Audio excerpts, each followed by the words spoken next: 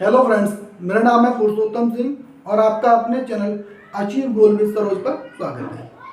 EMRS general paper के लिए teaching aptitude हम पढ़ रहे हैं। लास्ट क्लास में हमने शिक्षण के उद्देश्य में ब्लूम का वर्गीकरण देखा। ब्लूम टैक्सोनॉमी को 3 भागों में विभाजित किया गया है। पहला है आपका संज्ञानात्मक क्षेत्र, दूसरा भावात्मक क्षेत्र और तीसरा है मनोक्रियात्मक क्षेत्र। संज्ञानात्मक क्षेत्र में उन सभी कार्यों को शामिल किया जाता है जिनको करने में हम दिमाग का इस्तेमाल करते हैं। उन कार्यों को हम रखते हैं संज्ञानात्मक क्षेत्र में। भावात्मक क्षेत्र में उन कार्यों को शामिल किया जाता है, रखा जाता है जिन्हें करने के लिए हमें भाव की आवश्यकता पड़ती है, जिन्हें करने में हम फीलिंग्स का प्रयोग करते हैं। जिन कार्यों में फीलिंग्स लगी होती है, भाव लगे होते हैं, और उनको हम रखते हैं भावात्मक क्षेत्र में। तीसरा क्षेत्र है आपका मनोक्रियात्मक क्षेत्र। इस क्षेत्र में उन सभी कार्यों को किया जाता है शामिल किया जाता है जिन्हें करने के लिए हम शरीर का उपयोग करते हैं, जिन्हें हम अपने हाथों से, पैरों से, अपने शरीर से करते हैं। पिछली क्लास में हमने ब्लूम द्वारा 1956 में जो वर्गीकरण दिया गया था, 1956 में हमने उसको पढ़ा, जिसमें 6 स्तर हैं: knowledge, comprehension, application, analysis, synthesis और इवैल्यूएशन। इन 6 स्तरों के बारे में हमने बहुत ही अच्छे से डिटेल से बात की थी। अब इसमें ही थोड़ा सा और है, उसको हम पढ़ लेते हैं, उसके बाद इनको हम नोट करेंगे। तो यह दिया था आपका ब्लूम महोदय ने 1956 में। इन्हीं के एक शिष्य थे एंडरसन। उन्होंने सन 2001 में इस वर्गीकरण में कुछ संशोधन किए। उनको एक बार हम देख लेते हैं। उन्होंने 2 संशोधन किए। पहला, इन जो यह दिया गया था, इन सब में ये जो 6 स्तर थे, इनमें ING लगाकर इनको बना दिया क्रिया की फॉर्म में। इन सभी स्तरों में ING लगाकर इनको बना दिया क्रिया की फॉर्म में बना दिया। दूसरा काम किया, जो इवैल्यूएशन है, इसको इन्होंने 6 स्तर से रख दिया 5वें स्तर पर कर दिया, और कहा कि मूल्यांकन से अधिक उच्च स्तर होता है आपका कुछ नया तैयार करना, जिसे हम बोलते हैं क्रिएटिंग। तो इन्होंने क्रिएटिंग को, कुछ नया सृजन करना या कुछ नया तैयार करना, इसको सबसे उच्च स्तर पर रखा। अब आपके एग्जाम में अगर क्वेश्चन आता है 1956 के अनुसार, तो आपका सबसे उच्च स्तर क्या होगा? मूल्यांकन करना। और सन 2001 के अनुसार आता है, तो आपका रहेगा सबसे उच्च स्तर कौन सा होगा इसका? वो आपका रहेगा कुछ नया सृजन करना, कुछ नया तैयार करना, क्रिएटिंग। ठीक है, अब हम समझ लेते हैं इन सबको। पहला स्तर इसमें था नॉलेज में क्या था? ज्ञान, किसी चीज को याद करना। उसका इन्होंने कर दिया रिमेम्बरिंग का क्या मतलब होता है?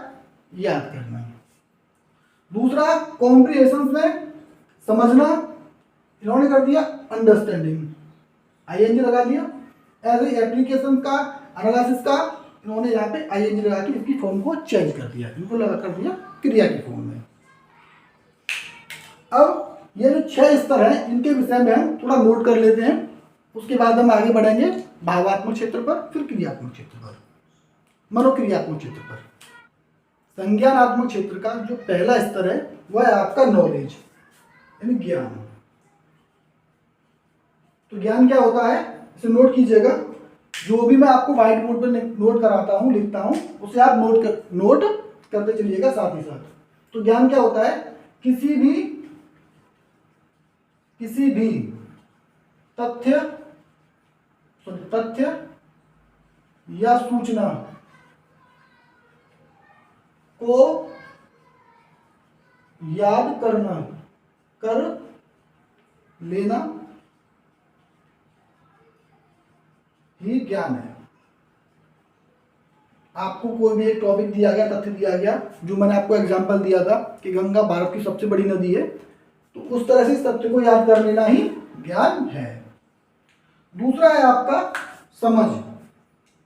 दूसरा कौन सा स्तर था आपका? समझ। तो समझ क्या होता है? जो तथ्य आपने याद किया है, जो भी तथ्य आपने याद किया है ना, जो भी तथ्य आपने याद किया है, उसके अर्थ को समझाने की क्षमता ही क्या होता है? आपका समझ होती है। ठीक है, तो तथ्य या ज्ञान के अर्थ को समझाने की क्षमता।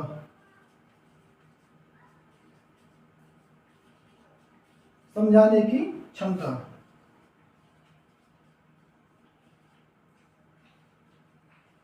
समझ, क्षमता ही समझ है। ठीक है, ज्ञान और समझ आप समझ गए। समझ क्या है और ज्ञान क्या है। तीसरा स्तर है आपका अनुप्रयोग। तीसरा स्तर कौन सा है आपका? अनुप्रयोग।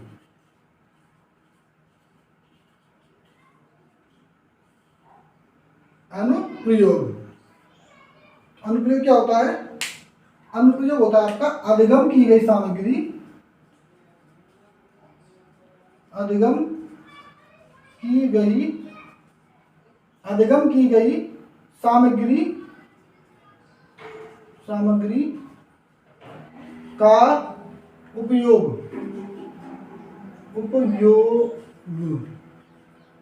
करने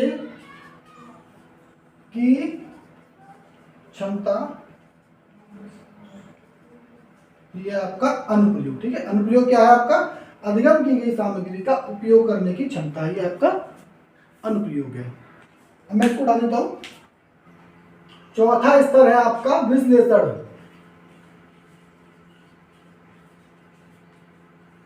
तो विश्लेषण में क्या होता है? विश्लेषण होता है आपका ज्ञान, समझ और अनुप्रयोग से प्राप्त तथ्य या अधिगम। अधिगम यानी कि हमने जो इनसे सीखा है, ज्ञान, समझ और अनुप्रयोग से जो हमने तथ्य प्राप्त किया है, जो सामग्री में प्राप्त की है या जिसका हमने अधिगम किया है, उसको विभाजित करने की क्षमता है। ठीक है, विश्लेषण क्या है आपका? विश्लेषण ज्ञान, समझ और अनुप्रयोग से प्राप्त तथ्य या अधिगम जो हमने सीखा है, उसको विभाजित करने की क्षमता ही आपका विश्लेषण है। पांचवा स्तर है आपका संश्लेषण।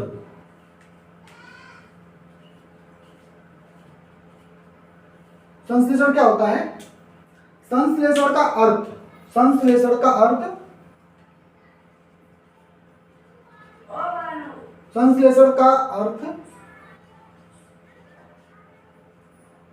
क्या होता है?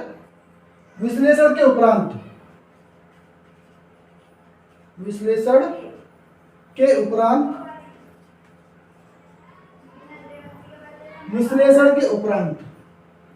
विभाजित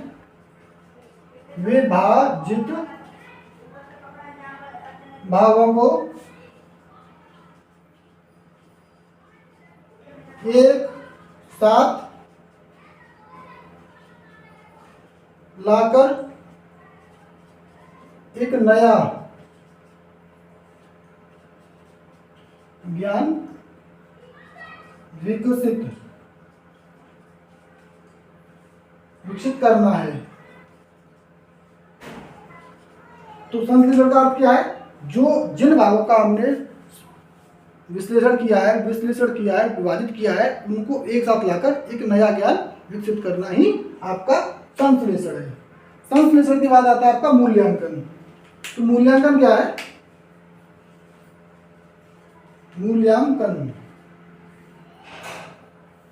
मूल्यांकन है आपका प्राप्त किए गए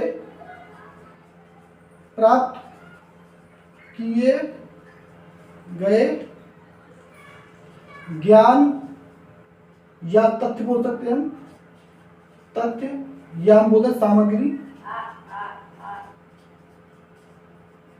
सामग्री के मूल्य को मापना, ये आपका हो गया मूल्यांकन। तो इसके 6 स्तर थे।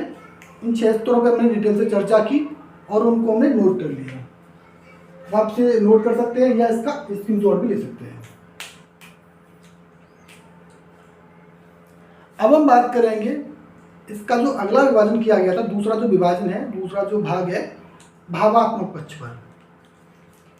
दूसरा क्षेत्र है भावात्मक क्षेत्र, अफेक्टिव डोमेन। इसमें कुल 6 स्तर हैं: ग्रहण करना, अनुक्रिया करना, मूल्यांकन करना, संप्रत्यीकरण करना, व्यवस्था करना और मूल्यों का चरित्रीकरण करना। इसका जो वर्गीकरण है वह वर्ष 1964 में क्रैथहोल द्वारा किया गया था।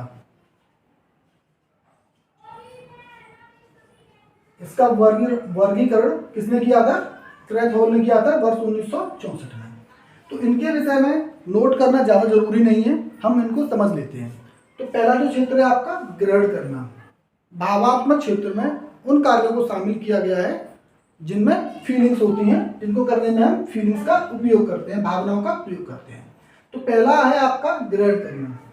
जब भी कोई अध्यापक क्लासरूम में आता है, अपने बच्चों के सामने आता है, तो बच्चों को के अंदर ये भावना आती है कि आज हमें कुछ सीखने को मिलेगा, कुछ नया हम सीखेंगे, तो वह ग्रहण करने के लिए तैयार रहते हैं। तो पहला आपका ये वाला है। दूसरा है अनुक्रिया करना। अनुक्रिया करने से क्या मतलब है?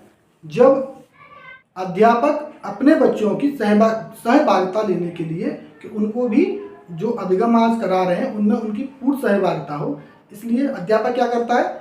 अध्यापक उनसे पूर्व ज्ञान आधारित तो कुछ प्रश्न पूछता है, तो उस प्रश्न के उत्तर बच्चे देते हैं, वह अनुक्रिया करते हैं, अनुक्रिया करते हैं और वह अधिगम में अपनी भागीदारी को बढ़ाते हैं। तो ये हो गया आपका अनुक्रिया करना। पहला ग्रहण करना, फिर अनुक्रिया करना। अब मान लीजिए एक अध्यापक आपको पढ़ाने वाला है वनों के लाभ। वनों के लाभ, तो वो आपकी क्लास में आया, वो क्लास में आता है और अपने बच्चों से वनों से संबंधित पूर्व ज्ञान पर उनसे कुछ प्रश्न करता है। उसने ऐसा करने से उनकी सहभागिता को बढ़ाया। अब वह अपने स्टूडेंट को, अपने छात्रों को वनों के बारे में, उनके लाभ, उनसे हानि, उनके विनाश के कारण, इन सारी बातों को वह अपने छात्रों को बताता है। जब ये सारा ज्ञान बच्चों के पास पहुंचता है तो बच्चे इस ज्ञान से जो उनको आज जो नया ज्ञान प्राप्त हुआ है उसका मूल्यांकन करते हैं कि वनों से हमें क्या लाभ है और उसको हम कैसे बचा सकते हैं। तो उनमें एक नए ज्ञान के प्रति फीलिंग्स आई, वनों के प्रति, जो वनों के बारे में उन्होंने बताया, तो उसके प्रति बच्चों में कुछ नई फीलिंग्स आई, कुछ भावनाएं आई वनों के बारे में कि वनों की हमें रक्षा करनी चाहिए, उनके मूल्य को पहचाना। तो इनके अंदर क्या हुआ? मूल्यों का निर्माण हुआ बच्चों के अंदर। अगला है आपका संप्रत्यीकरण करना। संप्रत्यीकरण मतलब कॉन्सेप्ट बनाना। अब बच्चे मूल्य, वनों के प्रति जो उनसे लाभ हैं, जो उनके बचाने के लिए कार्य हैं, उनके लिए अपने मन अंदर कुछ कॉन्सेप्ट का निर्माण करते हैं कि हाँ भाई, हमको ये वनों की रक्षा करनी चाहिए, नए वन लगाने चाहिए, इनसे हमको ये फायदे हैं, इनसे हमको ईंधन प्राप्त होता है, इनसे हमें ऑक्सीजन प्राप्त होती है, इनसे प्रदूषण कम होता है। बहुत सारे कॉन्सेप्ट बच्चे अपने अंदर बनाते हैं, अपने दिमाग में व्यवस्थित करते हैं। तो ये सारा काम कैसे हो रहा है? फीलिंग्स के आधार पर हो रहा है। उनके अंदर कुछ अच्छी फीलिंग्स आई, कुछ अच्छे भाव आए वनों को लेकर, तो उन्होंने उनका संप्रत्यीकरण किया। फिर है व्यवस्था करना। अब जो आज उन्होंने ज्ञान प्राप्त किया है, जो आज अध्यापक से जो प्राप्त उन्होंने ज्ञान किया है, सॉरी मैंने कुछ गलत बोल दिया, बच्चों ने जो ज्ञान प्राप्त किया है, अब उस ज्ञान की वो व्यवस्था करेंगे। इसको मैं एक और एग्जांपल से सीखें तो जैसे कोई बच्चा या कोई व्यक्ति पहली बार बाइक चलाना सीखता है, तो उसको बताया जाता है कि पहले सेल्फ से बाइक को स्टार्ट करें, फिर क्लच दबाएं, गियर को चेंज करें, गियर डालें, अब हल्के से क्लच को छोड़िए और गाड़ी को चलाइए। अब अगली बार जब वो इस बाइक को चलाएगा तो उसने जो आज ज्ञान प्राप्त किया है उसकी वो अपने दिमाग में कहीं ना कहीं व्यवस्था कर लेगा, कहीं उसे रख लेगा। अगली बार जब उसको बाइक को चलाने को मिलेगी, वो चलाएगा, तो उस जो ज्ञान को व्यवस्थित किया है उसके आधार पर वो उस बाइक को चलाने लग जाएगा। तो यह है आपका व्यवस्थीकरण, व्यवस्था करना। लास्ट आपका स्तर है मूल्यों का चरित्रीकरण करना। मूल्यों का चरित्रीकरण करना, जो मूल्य अध्यापक ने उनको बताए हैं उन मूल्यों को वो व्यवस्थित करेंगे, व्यवस्थित करने के बाद उनको अपने चरित्र में अप्लाई करेंगे, क्योंकि उनके अंदर भावनाएं हैं वनों के प्रति कि वनों की हमें रक्षा करनी है, नए वन लगाने हैं। तो उन जो मूल्य उनको प्राप्त हुए हैं उनको अपने चरित्र में शामिल करना, यह है आपका चरित्रीकरण। अधिकांश जो प्रश्न है आपके वो आपके संवेगात्मक, जो आपका पहला पक्ष है क्षेत्र है संवेगात्मक, वहाँ से पूछे जाते हैं। तो इनके विषय में नोट करना ज़्यादा जरूरी नहीं है, केवल इनको याद होना कि ग्रहण करना, अनुक्रिया करना, मूल्यांकन करना, संप्रतीकरण करना, व्यवस्था करना और मूल्यों का चरित्रीकरण करना। इसमें कुल 6 स्तर हैं, 6 स्तर हैं। यह इसका जो वर्गीकरण है 1964 में क्रैथहोल द्वारा किया गया था। कि इतना ही आवश्यक है और ज़्यादा नहीं। अब हम आगे बात करते हैं मनोक्रियात्मक पर। तीसरा क्षेत्र है मनोक्रियात्मक क्षेत्र, साइकोमोटर डोमेन। इस क्षेत्र में उन सभी कार्यों को शामिल किया गया है जिन्हें हम फिजिकल एक्टिविटी यानी शारीरिक रूप से करते हैं। तो इसमें बच्चा कैसे सीखेगा? आपका शारीरिक रूप से बच्चा कैसे सीखता है? पहला है अनुकरण। अनुकरण, बच्चा जो भी बच्चा है, बच्चा कैसे सीखेगा? दूसरों को देखकर। बच्चा कैसे सीखता है? सबसे पहले दूसरों को देखकर उनका अनुकरण करके, उनका अनुकरण के द्वारा बच्चा सीखता है। ठीक है। दूसरा है वस्तुओं में हेरफेर करके सीखना। वस्तुओं में हेरफेर करके सीखना, जैसे बच्चा खिलौना लेता है, उनको तोड़ता है, जोड़ता है, खोलता है, उनको खोल के फिर सेट करता है। इस तरह से बच्चा अपने वस्तुओं में हेरफेर करने के उपरांत सीखता है। तीसरा है नियंत्रण करना। नियंत्रण करना होता है जैसे अपनी जो बच्चे की मोटर स्किल्स होती हैं उन पर नियंत्रण स्थापित करना, उन पर नियंत्रण करना। जैसे पहले बच्चा खड़ा होगा, फिर गिरेगा, फिर खड़ा होगा, फिर खड़ा हो जाएगा, फिर चलना प्रारंभ करेगा थोड़ा बहुत। ये आपका है नियंत्रण करने के अंतर्गत सब कुछ ये आएगा। फिर है सटीकता। सटीकता या समन्वय। ये जो नियंत्रण के द्वारा बच्चा खड़ा होना या बैठना या सीखना सीख रहा है, उसमें अब वो बच्चा क्या करेगा? सटीकता या समन्वय स्थापित करेगा। अब वो आराम से चलेगा, गिरेगा नहीं, बैठेगा, उठेगा। अब वो थोड़ा इसमें सटीकता लेके आएगा। फिर है स्वाभाविकरण। स्वाभाविकरण के अंतर्गत अब ये जो 2 काम उसने किए हैं, सीखे हैं, नियंत्रण करना, सटीकता लाना, अब ये उसके स्वभाव में आ गया।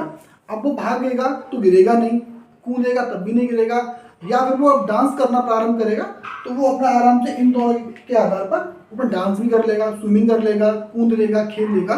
तो ये सारी चीज़ें इसके अंतर्गत आती हैं, इसके अंदर स्वाभाविकरण के अंतर्गत आती हैं। ये जो क्षेत्र है भावात्मक जो क्षेत्र है, इसका वर्गीकरण देव और अनीता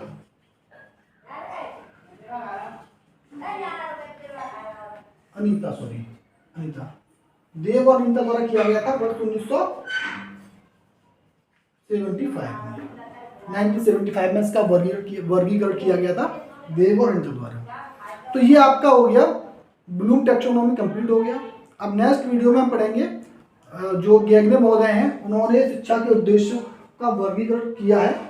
अब अगली वीडियो में हम पढ़ने वाले हैं गैगने का वर्गीकरण। वीडियो पसंद आई तो लाइक कीजिएगा, चैनल को सब्सक्राइब कीजिएगा। Thanks for watching.